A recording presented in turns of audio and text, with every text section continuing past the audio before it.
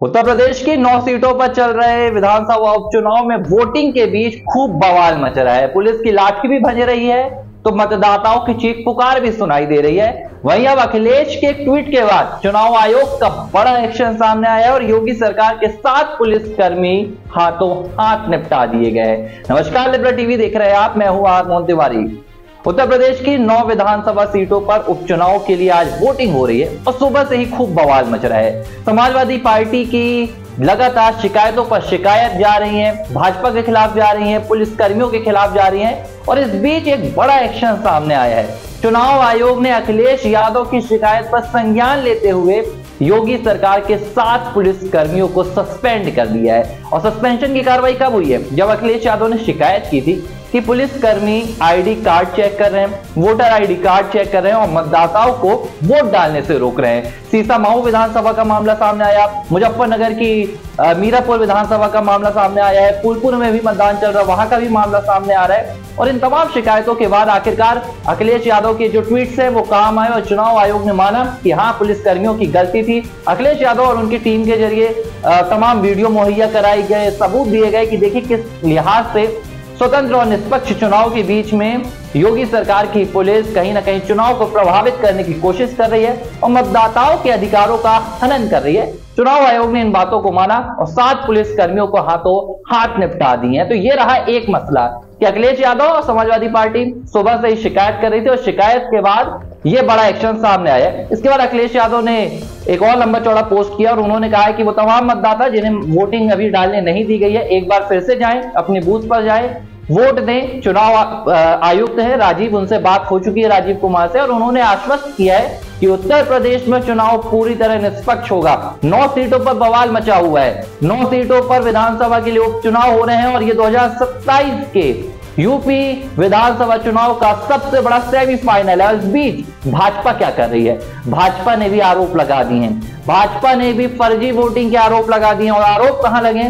भाजपा ने एक बार फिर से मस्जिद मदरसे का मसला ले आया है। दरअसल भारतीय जनता पार्टी की तरफ से भी चुनाव आयोग को एक शिकायत लिखी गई है।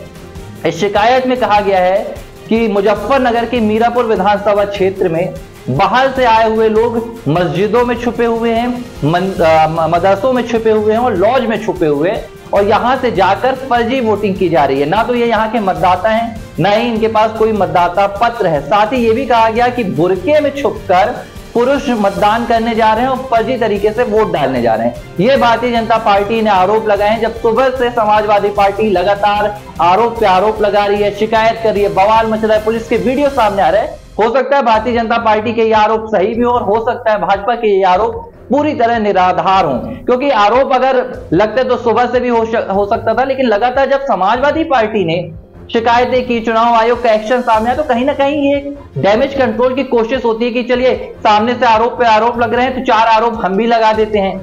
अगर भाजपा ने इन आरोपों को चुनाव आयोग के सामने रखा है तो भाजपा की तरफ से अभी कोई सबूत सामने नहीं आए हैं।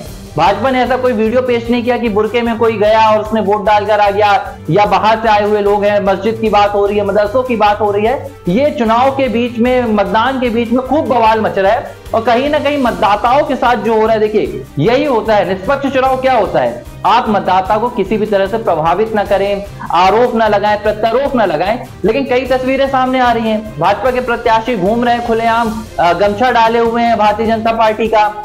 चुनाव आयोग आखिर कर क्या रहा है? अभी एक्शन सामने आया है, लेकिन क्या जब तक शिकायत नहीं होंगी किसी पार्टी के प्रमुख मुखिया के द्वारा तब तक एक्शन नहीं सामने आएगा। और योगी सरकार, भारतीय जनता पार्टी जो लोकतंत्र की दुहाई देती है, उत्तर प्रदेश में ये 7 पुलिसकर्मी जो सस्पेंड हुए हैं इस पर क्या बोलेगी? क्योंकि चुनाव आयोग तो सबसे निष्पक्ष और स्वतंत्र संस्था है। अगर चुनाव आयोग ने एक्शन लिया है तो कुछ तो देखा होगा, आरोपों में सत्यता पाई गई होगी। तो खूब बवाल मचा हुआ है और कहीं ना कहीं 9 सीटों का ये उपचुनाव अब कहीं ना विकराल रूप से भी लेता जा रहा है। कहीं झड़पें भी सामने आई है पुलिस और मतदाताओं के बीच में, और ये मीडिया कर्मियों के साथ भी हो रहा है। अभी एक वीडियो सामने आया है, यहां पर एक मीडिया कर्मी के साथ कुछ लोग आए, उसे रिपोर्टिंग करने से रोक दिया गया, कहा गया कि हम यहाँ के जिम्मेदार नागरिक हैं। पुलिस कह रही है कि भाई क्यों भड़का रहे हो, सब तो ठीक चल रहा है। बाद में जिले के डीएम को आना पड़ा और डीएम ने बीच बचाव किया है। तो ये सब कुछ 9 सीटों में होने वाले इस उपचुनाव को लेकर मचा हुआ बवाल है।